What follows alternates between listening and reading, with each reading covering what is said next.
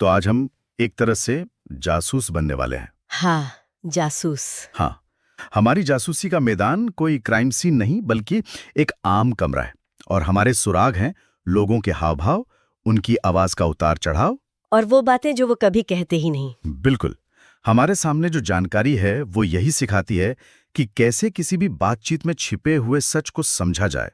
ये कोई जादू टोना नहीं है। नहीं, बिल्कुल नहीं। ये ऑब्जर्वेशन और साइकोलॉजी का खेल है।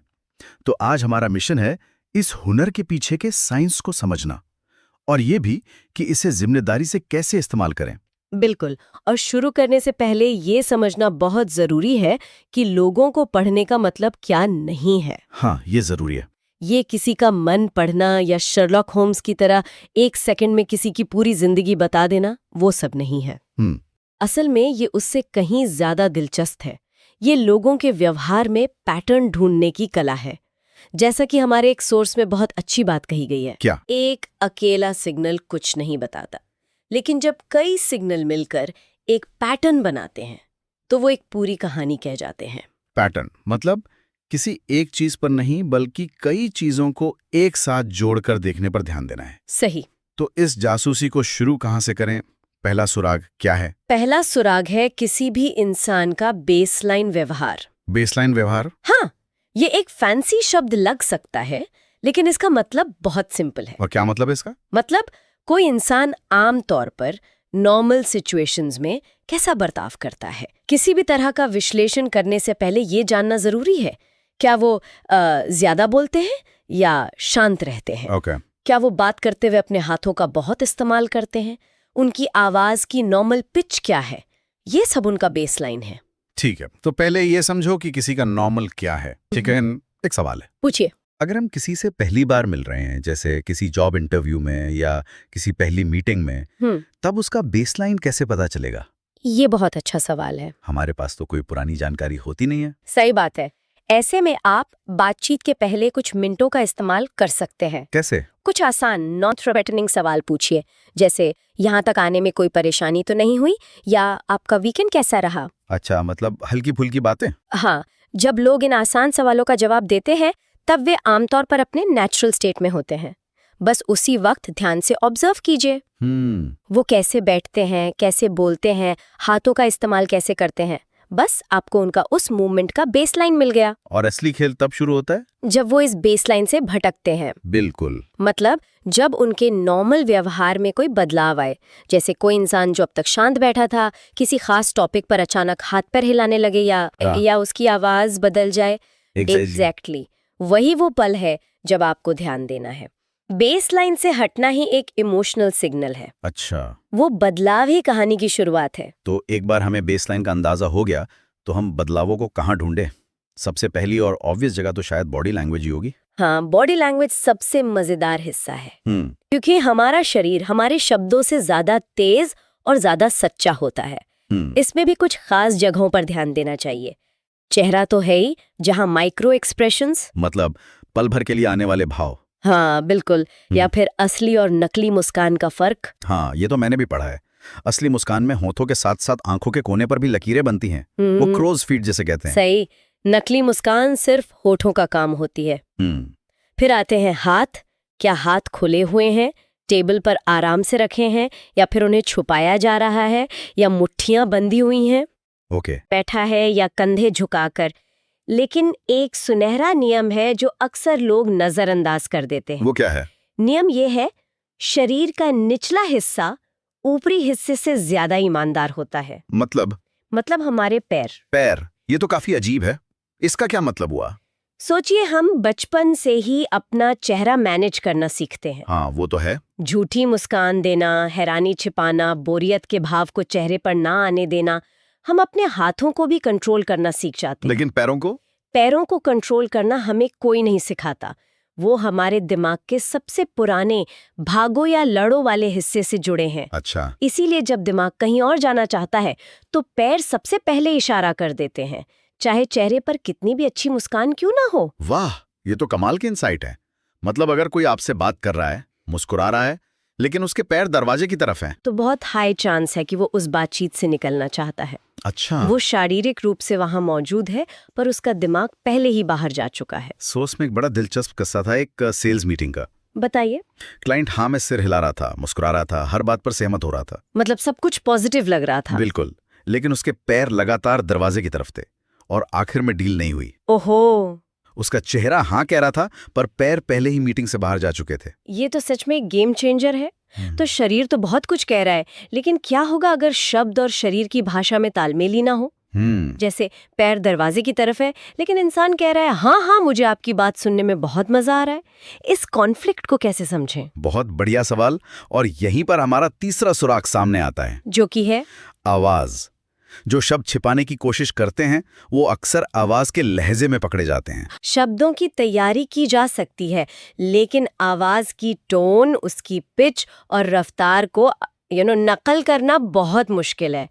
जब भावनाएं हावी होती हैं तो आवाज की टोन असलियत जाहिर कर ही देती है। तो आवाज में हमें क्या सुनना है, मतलब किन चीजों पर ध्यान देना है? कई चीजें हैं। सबसे पहले बोलने की गति या पिच में अचानक बदलाव। ओके। कोई नॉर्मल टोन में बात कर रहा है और किसी सवाल पर अचानक उसकी आवाज बहुत ऊंची या एकदम से धीमी हो जाए तो वो एक रेड फ्लैग है।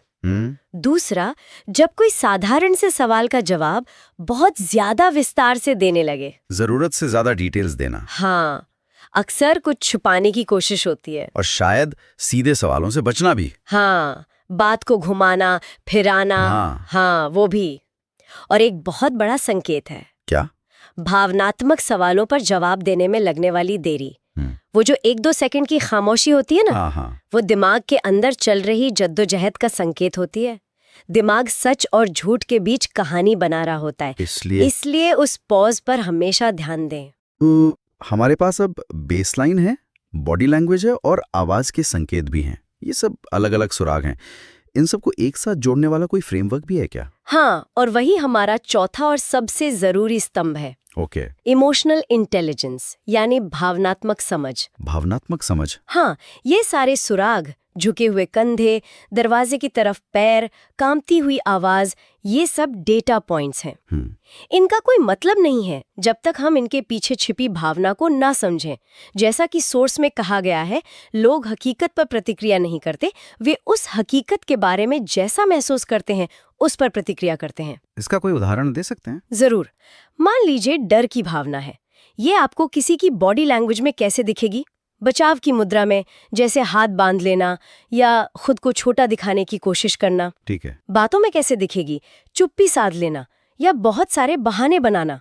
तो यहाँ आपने बॉडी लैंग्वेज और शब्दों को जोड़कर डर की भावना को पहचाना। और असुरक्षा या इनसिक्योरिटी के बारे में क्या? मुझे लगता था कि ये शांत या दबे हुए व्यवहार से दिखती होगी। लेकिन सोर्सेस कुछ और ही कहते हैं। हाँ, बिल्कुल। इनसिक्योरिटी अक्सर इसके ठीक उल्टे तरीके से सामने आती है। अच्छा, कैसे? जैसे बहुत ज्यादा डींगे मारना, हर बात में खुद को बेहतर साबित करने की कोशिश करना या दूसरों पर हावी होना। ये सब असल में अंदर की असुरक्षा को छिपाने का एक कवच होता है। ये तो दिलचस्प है। इसी तरह आकर्षण यानी अट्रैक्शन अक्सर मिररिंग के रूप में दिखता है, जब कोई अनजाने में आपके हाव भाव की नकल करने लगता है। बिल्कुल। और गुस्से में शरीर में अकड़न आ जाती है जब आप छोटे और तेज हो जाते हैं। तो मतलब असली काम इन अलग अलग संकेतों को जोड़कर उसके पीछे की इमोशन को समझना है। सही। चलिए अब थोड़ा और जूम इन करते हैं। सोर्सेज में कुछ माइक्रो स्किल्स का भी जिक्र है जो इस काम को और भी बेहतर बना सकते हैं। पहला है माइक्रो एक्सप्रेशन। ये क्या चीज है? माइक्रो एक्सप्रेशंस चेहरे पर पलक झपकने से भी कम समय के लिए आने वाले असली भाव हैं। ये 0.1 से 0.5 सेकंड तक ही रहते हैं। आधा सेकंड से भी कम। हाँ। ये इतने शक्तिशाली इसलिए हैं क्योंकि ये अनैच्छिक होते हैं, यानी इन पर हमारा कंट्रोल नहीं होता। ओके। कोई इंसान अपनी निराशा या गुस्से को छिपाने की पूरी कोशिश कर सकता है, लेकिन कुछ बोलने से ठीक पहले एक पल के लिए उसके चेहरे पर वो असली भाव आ ही जाएगा। अच्छा। ये चेहरे पर नकाब चढ़ाने से ठीक पहले की सच्चाई का एक फ्लैश होता है। तो क्या एक आम इंसान इन्हें पकड़ सकता है? ये तो किसी सुपर हीरो की पावर जैसा लगता है। हाँ, प्रैक्टिस से ये संभव है। आपको हर एक को पकड़ने की जरूरत नहीं है, लेकिन अगर आप ध्यान से देख रहे हैं तो आपको कभी-कभी एक अजीब सा भाव दिखेगा जो कही जा रही बात से मेल नहीं खाता। बस वही आपका सुराग है। एक और माइक्रो स्किल जिसका जिक्र था वो है मिररिंग। हाँ, मिररिंग। ये तो हम सबने कभी न कभी महसूस किया होगा। हाँ, मिररिंग तब होती है जब दो लोग एक दूसरे के साथ सहज और जुड़े हुए महसूस करते हैं। वे अनजाने में एक दूसरे के पोस्चर, हाव भाव या बोलने की लय की नकल करने लगते हैं। अगर आप किसी से बात करते हुए आगे झुकते हैं और वो भी झुकते हैं तो एक अच्छा संकेत है। ये बताता है कि एक कनेक्शन बन रहा है। और अगर ऐसा नहीं हो रहा है तो ये आराम या रुचि की कमी का संकेत हो सकता है। ये सब तो भावनाओं को समझने के बारे में था, लेकिन क्या हम किसी के इरादों को भी समझ सकते हैं? भावना और इरादे में तो फर्क है ना? ये एक बहुत बहुत जरूरी पॉइंट है जहां अक्सर लोग गलती करते हैं। क्या फर्क है? भावना बताती है कि कोई कैसा महसूस कर रहा है। इरादा बताता है कि वो आगे क्या कर सकता है। ओके। कोई आपके सामने बैठा नाराज महसूस कर सकता है, ये उसकी भावना है, लेकिन उसका इरादा क्या है? क्या वो बहस करना चाहता है या चुपचाप उठकर चले जाना चाहता है? या फिर वो इस मसले को सुलझाना चाहता है? बिल्कुल, ये तीनों बहुत अलग इरादे हैं। तो फिर इरादे को कैसे पकड़ें? इसके लिए क्या सुराग हैं? इरादे को पकड़ने के लिए आपको एक कदम आगे जाकर पैटर्न पे ध्यान देना होता है। पहला संकेत है व्यवहार का बार बार दिखना। एक बार किसी का गुस्सा करना एक घटना है, लेकिन अगर कोई हर छोटी बात पे गुस्सा करता है तो ये उसके इरादे का पैटर्न दिखाता है। सही। दूसरा, शब्दों और एक्शंस के बीच तालमेल देखें। अगर कोई कहता है मैं तुम्हारी मदद करना चाहता हूँ, लेकिन जरूरत के समय कभी मौजूद नहीं होता, तो उसके एक्शंस पे ज्यादा भरोसा करें। बिल्कुल। और तीसरा और सबसे शक्तिशाली संकेत, जैसा कि सोर्स में कहा गया है, इस पर ध्यान दें कि लोग किस बारे में बात नहीं करते हैं। अच्छा, ये दिलचस्प है। कभी कभी जो नहीं कहा जाता वो कहे गए शब्दों से कहीं ज्यादा महत्वपूर्ण होता है। जैसे किसी खास विषय को लगातार टालना या उससे बचना, ये एक बहुत बड़ा संकेत हो सकता है कि वहाँ कुछ ऐसा है जिसे छिपाया जा रहा है या जिससे वो निपटना नहीं चाहते। और वही उनके असली इरादे की तरफ इशारा करता है। बिल्कुल। ये सब सुनने में जितना पावरफुल लग रहा है, मुझे लगता है कि इसमें गलती करने की गुंजाइश भी उतनी ही ज्यादा है। हम आसानी से गलत मतलब निकाल सकते हैं। बिल्कुल। और इसीलिए ये जानना भी जरूरी है कि आम गलतियां क्या हैं। सबसे बड़ी गलती है सिर्फ एक संकेत के आधार पर नतीजा निकाल लेना। जैसे किसी ने हाथ बांध रखे हैं तो हमने मान लिया कि वो डिफेंसिव है या कुछ छिपा रहा है। हो सकता है उसे बस ठंड लग रही हो। ये भी हो सकता है। या शायद उसे ऐसे बैठने की आदत हो। तो फिर कैसे तय करेंगे ये एक संकेत है या सिर्फ एक आदत? कॉन्टेक्स्ट देखकर, यानी संदर्भ और संकेतों के समूह को देखकर। क्लस्टर। हाँ, क्लस्टर। क्या हाथ बांधने के साथ साथ वो आपसे दूर भी झुक रहा है? क्या उसकी आवाज भी दबी हुई है?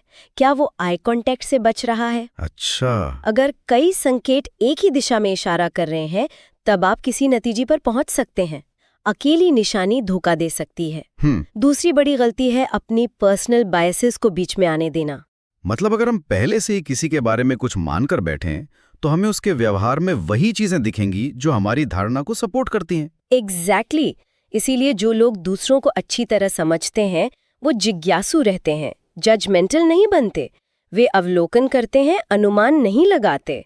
वे सवाल पूछते हैं, निष्कर्ष पर नहीं कूदते। सही। ठीक है, तो अगर हम इन सब बातों का ध्यान रखें और इस हुनर को सीखें तो इसका असल जिंदगी में क्या फायदा है? यह हमारी मदद कैसे कर सकता है? इसके फायदे हर जगह हैं।